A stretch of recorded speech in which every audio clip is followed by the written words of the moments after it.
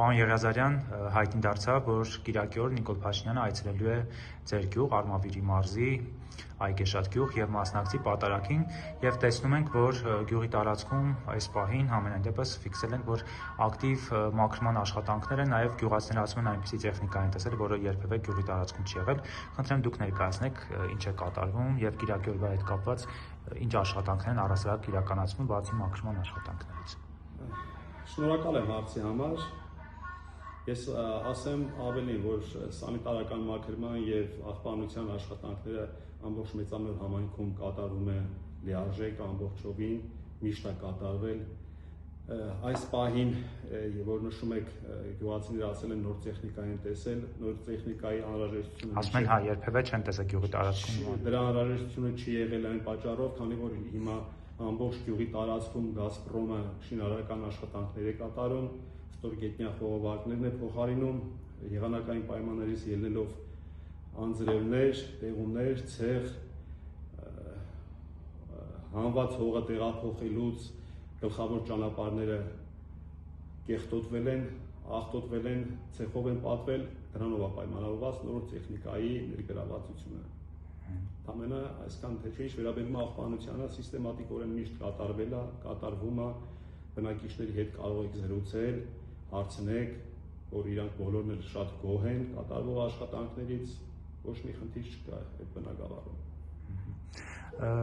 Դուք երբ եք տեղեկացել, որ Նիկոլ Փաշինյանը գալու է ձեր գյուղում, հա, եկեղեցում, գյուղի եկեղեցու մասնակցի պատարագին։ Երբ բոլորը, նույն ձևով ես եմ տեղեկացել համացանցից։ Facebook-յան գրառումից, այսինքն, եւ երբ տեղեկացել եք ինչ-որ դրանից հետո ինչ-որ բան հանձնարարվել է ձեզ, ինչ պատշաճ ընդունելության համար, ինչ է կատարվում առասարակ բացի մաքրությունից նկատի ունենալով։ Բացարձակ ոչ մի հանձնարարական ես չեմ ստացել, ոչ մի նման խոսակցություն ես ոչ մի պաշտոնատար անձի հետ չեմ ունեցել։ Մենք ապրում ենք, աշխատում ենք նույն բնականon աշխատանքով, օրով, ոչ մի արտարոց բան չկա դրա հետ կապված։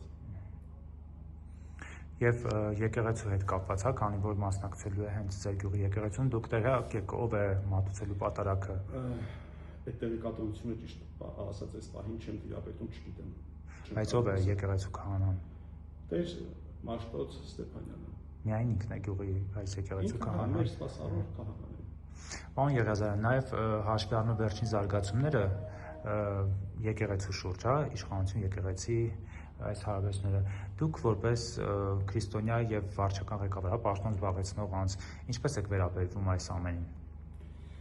Եվ գյուղում ձեր բնակիչները ինչպես են, եթե շփվել եք։ Ուրեմն ես այսպես արտահայտվեմ, ես միշտ,